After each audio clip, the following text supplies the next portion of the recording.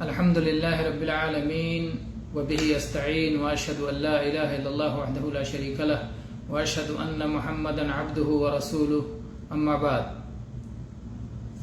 میرے بھائیوں، وضو ایک بار کر لینے کے بعد ہمیشہ کے لیے باقی نہیں رہتا، بلکہ کچھ چیزیں ایسی ہیں جن کی وجہ سے وضو ٹوٹ جاتا ہے، ان کو نواقض وضو کہا جاتا ہے.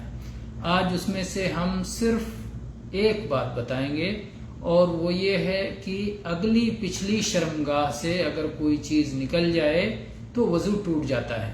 اگلی شرمگاہ سے جیسے پیشاب نکل گیا، پچھلی شرمگاہ سے جیسے ہوا خارج ہو گئی، پاخانہ کر لیا، تو اگلی پچھلی شرمگاہ سے کوئی چیز نکل جائے، اگلی شرمگاہ سے مزی خارج ہو گئی منی کی وجہ سے، تو غسل ٹوٹ جاتا ہے، ودی خارج ہو گئی.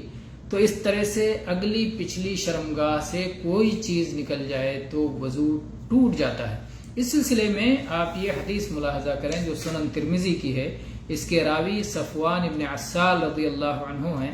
کہتے ہیں کان النبی صلی اللہ علیہ وسلم یأمرنا اذا كنا سفرا الا ننزع خفافنا 3 ایام ولیالیہن الا من جنابہ ولیکن من غائط وبول ونوم.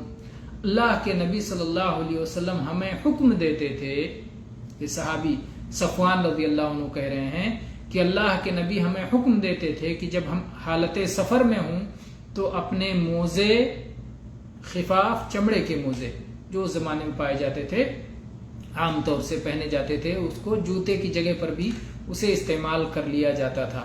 تو کہتے ہیں ہم اپنے موزوں کو نہ اتاریں 3 دن اور 3 راتیں، البتہ اگر جنابت ہو جائے، یعنی اگر غسل کی ضرورت پڑ جائے تو موزے بھی اتارنا ہوگا، غسل کرنا ہوگا درمیان میں بھی 3 دن کے اندر بھی. وَلَٰكِن مِّن غَائِطٍ وَبَوْلٍ وَنَوْمٍ، لیکن اگر پیشاب ہو جائے، پاخانہ ہو جائے یا نیند آ جائے تو ان تینوں کی وجہ سے اپنے موزے اتارنے کی ضرورت نہیں ہے، بلکہ موزوں پر مسح کر لیا جائے گا. تو یہ جن 3 چیزوں کا ذکر کیا گیا یہ نواقض وضو ہیں، یعنی ان کی وجہ سے وضو ٹوٹ جاتا ہے. تو وضو جب ٹوٹ جائے دوبارہ وضو کرنے کے لیے مسح کرنا کافی ہوگا، پیروں کا نکالنا ضروری نہیں ہوگا. تو اس میں نبی صلی اللہ علیہ وسلم نے 3 نواقض وضو کا ذکر کیا. ایک پیشاب کا جو اگلی شرمگاہ سے نکلتا ہے، اور ایک پاخانے کا جو پچھلی شرمگاہ سے نکلتا ہے، اور ایک نیند کا جس کی وجہ سے آدمی کو پتہ ہی نہیں چلتا کہ اگلی پچھلی شرمگاہ سے کچھ نکلا یا نہیں نکلا. نیند کی حالت میں کیا ہوتا ہے اسے کچھ پتہ نہیں تھا، ہوش و حواس نہیں رہتا.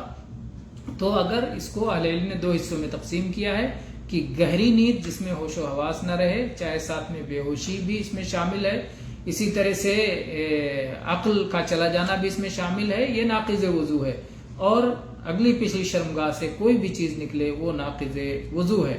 اور اس کی دلیل میں اور بھی احادیث موجود ہیں. مثلا عبداللہ ابن زید ابن عاصم رضی اللہ عنہ کہتے ہیں کہ انہوں نے رسول اللہ صلی اللہ علیہ وسلم سے اس آدمی کی بیماری بیان کی جس کو صلات کے اندر ایسا محسوس ہوتا ہے، ایسا خیال ہوتا ہے کہ کچھ اس کے پیٹ میں گڑبڑ ہے اور کچھ باہر نکل گیا، ہوا خارج ہو گئی مثلا.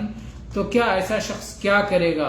تو اللہ کے نبی صلی اللہ علیہ وسلم فرمایا لا ينصرف حتى يسمع صوتا او يجد ريحا. یہ متفق علیہ حدیث ہے کہ وہ شخص صلات کو اس وقت تک نہ چھوڑے، صلات کو اس وقت تک نہ توڑے جب تک کہ آواز نہ سن لے یا بو نہ پالے. صرف ایسا شک ہو جانے کی وجہ سے شاید ہوا خارج ہوگی، وضو نہیں ٹوٹتا. وضو آپ نے یقین کے ساتھ کیا ہے، اور یہ یقین کسی یقین ہی سے ختم ہو سکتا ہے. شک کی بنیاد پر ایک یقینی کام ختم نہیں ہوگا. تو اس لیے جب تک آواز سن لینے کی بنا پر یا بدبو محسوس کر لینے کی بنا پر یہ یقین نہ ہو جائے کہ ہوا کا خروج ہوا ہے، تب تک وضو نہیں ٹوٹتا. تو اس میں جو ہے شرمگاہ سے نکلنے والی ایک چیز کا ذکر کیا گیا.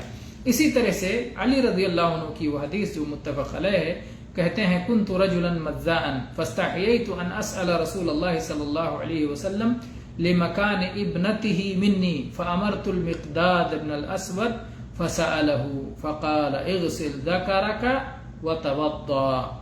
کہتے ہیں میں ایسا شخص تھا کہ مجھے بہت مزی کا خروج ہوتا تھا. مزی وہ چپچپا لیسدار پانی ہے جو شہوت کا خیال کرنے پر، عورتوں کا تصور لانے پر یا شہوانی اور خواہشات ذہن میں لانے پر اگلی شرمگاہ سے نکلتا ہے اور دھیرے دھیرے پھیلتا بڑھتا چلا جاتا ہے، تو وہ پتلا لیسدار چپچپا پانی مزی کہلاتا ہے.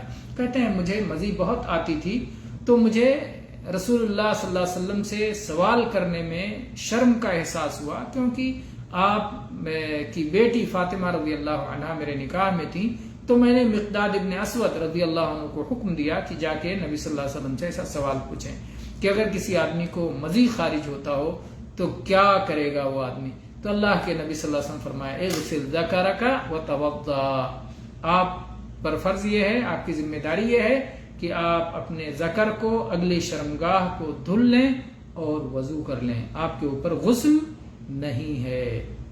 تو گویا اگلی یا پچھلی شرمگاہ سے کوئی چیز خارج ہو جائے تو اس سے وضو ٹوٹ جاتا ہے اور اس کی وجہ سے دوبارہ وضو کرنا ہوگا. واللہ تعالی عالم والحمد للہ رب العالمین.